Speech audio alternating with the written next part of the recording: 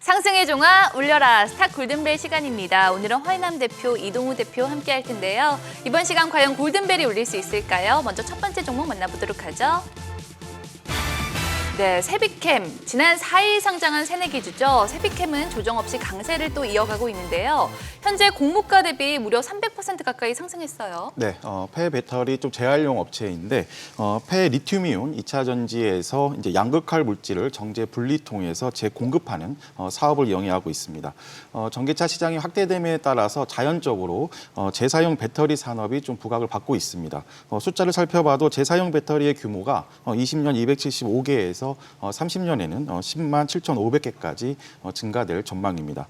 시장 규모도 35년 재사용 배터리 시장 규모는 14년 대비 20배까지 증가될 전망인데 이런 모멘텀으로 인해서 이번 주 폐배터리 관련주 탑픽 종목들이 모두 급등 흐름이 나왔습니다. 네, 폐배터리 사업에 대한 기대도 크지만 주가 급등이 부담스럽기도 한데요.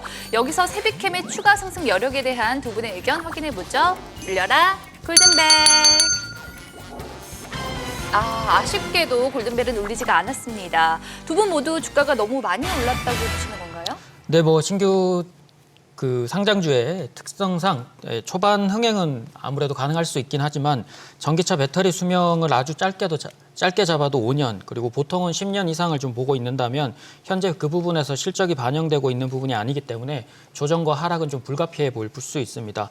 현재 1조 원대의 폐배터리 재활용 시장이 2017년 전기차 보급 이후에 배터리 교체 시기가 맞물린다고 하더라도 2025년 이후 또는 2022년 이후라고는 하지만 실제로 2030년이 되면 20조 원 이상 커진다고 하더라도 중장기 성장에는 분명히 이제 가능성이 좀 있지만 최근에 2차 전지 원재료 가격 급등과 수급 불안이 폐배터리 산업의 성장세를 조금 앞당길 수는 있어도 전체적으로는 수급에 불안정한 부분들이 좀 있고 그리고 실적 바탕이 아님을 유념하는 게 좋을 것 같습니다.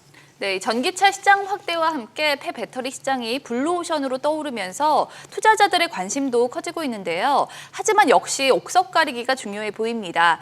관련해서 계속해서 관심을 가져갈 탑픽 종목이 있다면 어떤 게 있을까요? 네, 현재 그 테마의 흐름을 주도하고 있는 탑픽 종목들이 이제 세비캠, 그리고 성일 하이텍, 코스모 화학, 6일 에너테크 등이 형성을 하고 있는데 이미 좀 1차적으로 급등이 나와서 지금부터는 좀 기술적인 접근이 필요하겠습니다. 성일 하이텍은 좀 재매수 관점인데 역시 재활용 전문 업체입니다. 전기차 등에 포함되어 있는 폐배터리로부터 유가 금속을 추출하는데 이를 통해서 이제 황산 코발트, 전해 니켈 등으로 양극재 기초가 되는 소재를 다시 한번 판매 영위하고 있습니다. 기술적으로 상장 후에 박스권 상단을 형성했었던 10만 원을 이번 주 돌파하면서 좀 신고가 랠리를 펼치고 있는데 역시 단기 과열 구간이기 때문에 매수 타점만 좀 조정 시 접근하면 되겠습니다. 10만 5천 원까지 가격 조정 시 좀 기술적인 타점으로 접근 가능하겠습니다. 네, 이동우 대표님은요? 네, 2차 전지 장비 업체로서도 이제 각광을 좀 받고 있고 폐배터리를 플러스 알파로 가지고 있는 하나기술을 좀 가져왔는데요. 국내에서 유일하게 3사 배터리를 공급하고 각형, 원형, 그리고 파우치형을 모두 2차 전지 장비를 제작할 수 있는 업체인데요. 폐배터리 시장 자체가 아직 실적적인 부분들이 바탕이 안 되기 때문에 국내 배터리 3사도 모두 다 뛰어들었고 그리고 모두 원재료 수급 불안이랑 가격 안정화를 위해서 모두 뛰어든 상태이긴 하지만 아직 그 상태의 수급적인 부분들보다는 나중을 위해서 이제 투자를 한 거기 때문에 실제로는 어느 정도의 플러스 알파를 가지고 있는 부분들이 좋다고 생각을 해서 현재로서는 하나기술이 가지고 있는 배터리 검사 장비를 공급하고 나중에는 리튬이온 배터리 리사이클링 사업을 추진하고 있는 그거에 이제 관련 장비를 부품하고 장비를 공급하는 업체로서 하나기술을 조금 더 보시는 게 좋지 않을까 싶습니다. 네, 참고하시기 바라고요. 그렇다면 이번에는 골든벨이 울릴 수 있을까요? 두 번째 종목 만나보도록 하죠. 바로 한화그룹주입니다. 올해 하락장에 10대 그룹의 시가총액은 감소했지만 그 속에서도 이 한화그룹은 두 자릿대 증가율을 기록하면서 또 몸집을 불렸죠.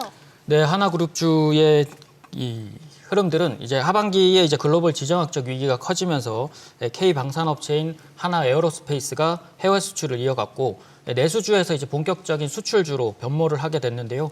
연초 대비해서는 50% 이상 상승을 했고 지정학적 위기와 함께 유럽발 에너지 위기가 또 계속되는 상황인데 최근 미국의 인플레이션 감축 법안 통과로 인해서 태양광 설치가 확대로 될 것으로 예상이 되고 하나솔루션은 연초 대비해서 40% 가까운 상승세를 보이면서 하나그룹이 유일하게 10대 그룹 안에서는 두 자리 상승률을 기록할 수 있었던 게 아닌가 싶습니다. 네, 그렇다면 한화그룹주가 계속해서 투자 매력을 뽐낼 수 있을까요?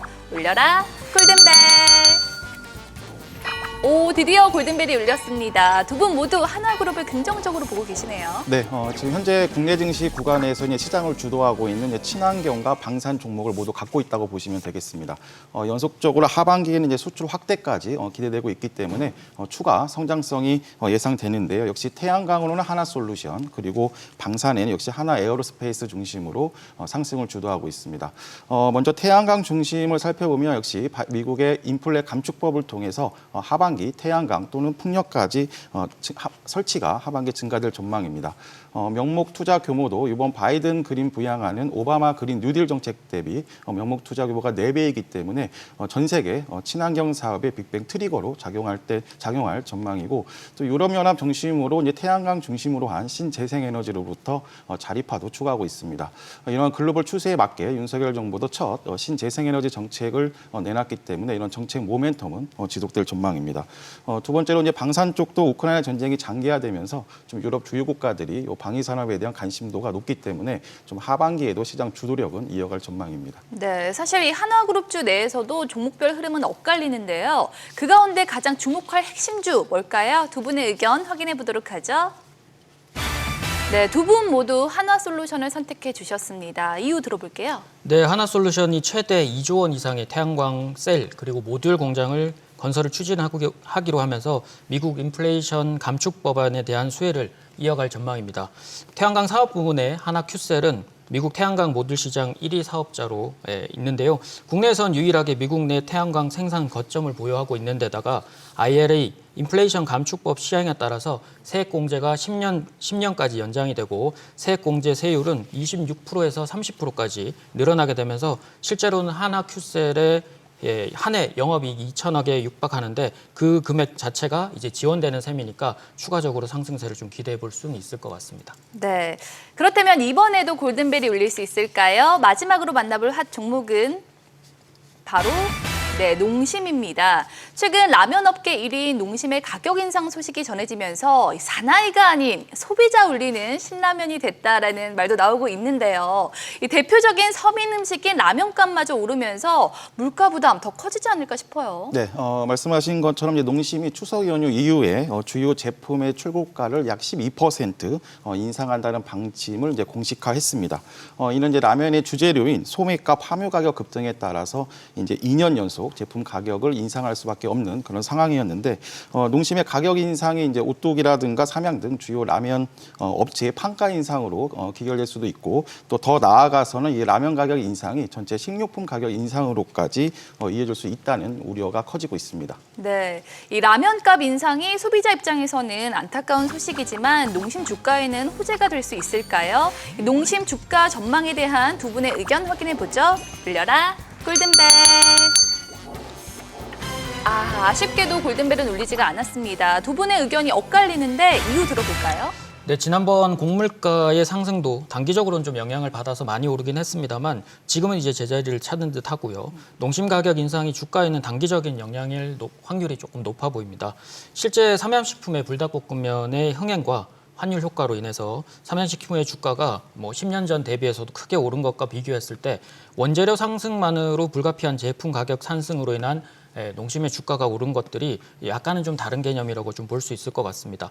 자칫 가격이 높아져서 기대 인플레이션까지 꺾어버리면 매출도 줄어들 수 있는 부분이라서 새로운 라면의 흥행이 아니라면 조심히 지켜볼 필요는 있다고 보여집니다. 네, 허연은 대표님은요? 네, 이런 가격 상승이 이제 중장기적으로는 이제 실적 개선으로 연결될 수 있다고 보고 있습니다. 여기에 4분기부터 이제 국제 곡물 가격이 이제 안정세를 되찾으면 가격 인상에 나선 이제 업체들의 수익성이 하나씩 나타날 텐데, 이런 인상폭을 소비자들에게 전가했다는 부담은 있으나 이제 기업 측면에서는 이유는 증가될 거라고 보고 있습니다.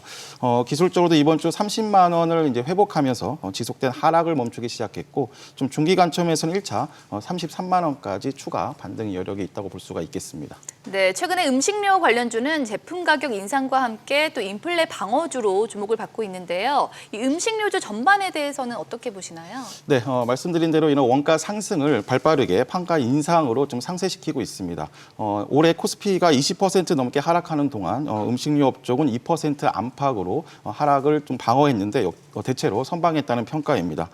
리 오프닝에 따른 실적 개선 가능성 그리고 또 글로벌 곡물가 상승세 둔화에 따른 또 실적 개선도 형성하고 있습니다. 하지만 결국에는 인플레 지속에 대한 말 그대로 방어 성격의 투자처이기 때문에 좀 소극적인 방법이고 탄력성은 좀 떨어진다고 볼 수가 있겠습니다.